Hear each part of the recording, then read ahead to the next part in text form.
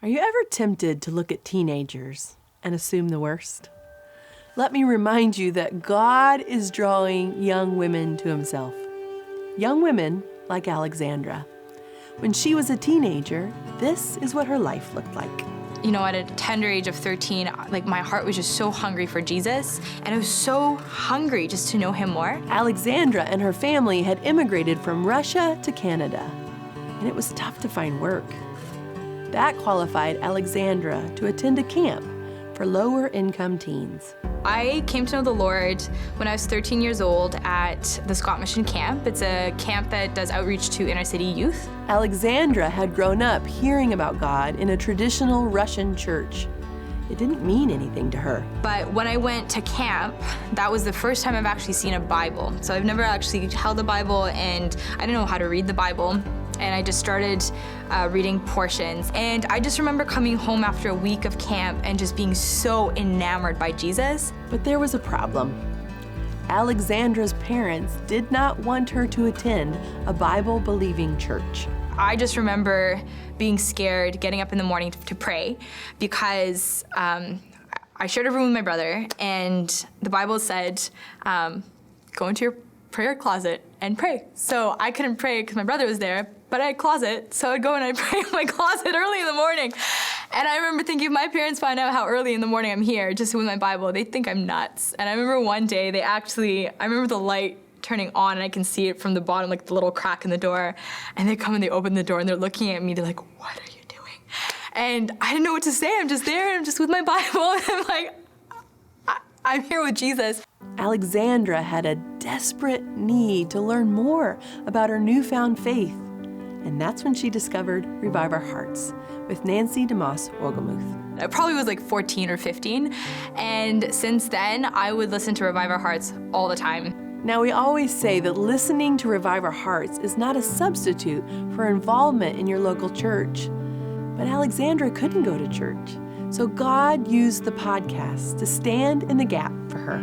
You know, high school is typically that time when, you know, your life can go south. And the fact that I had Nancy's speaking available, and that introduced me to people like John Piper and Vodi Bakum and Mary Cassian. They were so instrumental in developing my understanding of the Bible, but also getting me access to good doctrine and helping me form a theological framework. And while Alexandra was growing in her faith, she was also growing in her passion to share the truth with others. She heard stories of missionaries and needs overseas through Revive Our Hearts. And that's part of what God used to lead her to become an English teacher in China. She went to an international church, and when the women there wanted to start a Bible study, Alexandra recommended a series that had meant so much to her.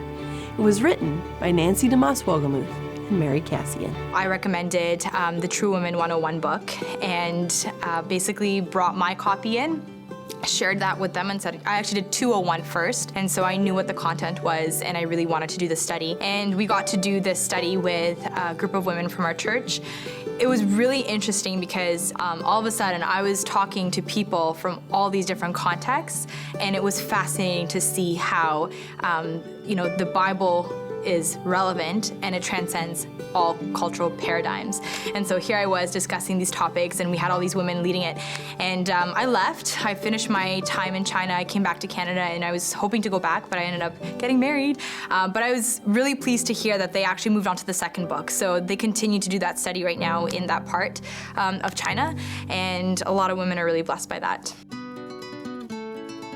And just think, if you supported Revive Our Hearts in those years by praying or supporting the ministry financially, you are a part of Alexandra's story.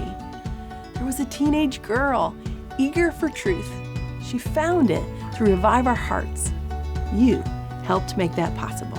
I am absolutely floored at the fact that even though I did not belong to a church community, I had seasoned women and men who I listened to, who got to mentor me and shape me into the woman I am today.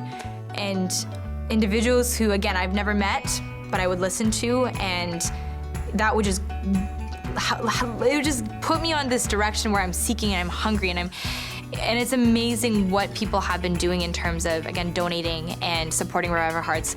I'm so grateful for every single individual who has given. I'm grateful as well for the fact that it's accessible anywhere in the world. So again, I could be in China and I could still direct people to Revive Our Hearts through the internet. And I think that's huge. I think it's an incredible ministry.